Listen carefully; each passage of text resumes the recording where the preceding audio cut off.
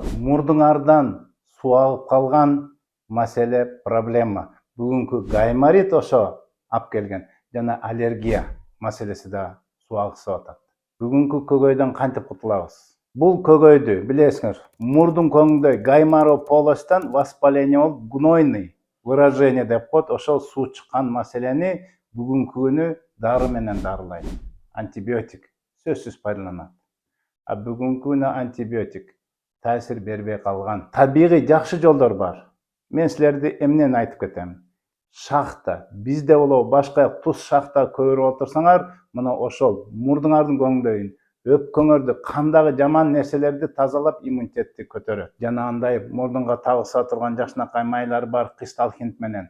Кристалхинтти өзүн ичип, жана мурдуңа табысып, шахтага жакшынакай отуруп берсеңер, бүгүнкү күнү кутуласыңар деп, мен табигый жол менен кутуласыңар деп айтып кетмекчимин. Салам алейкум.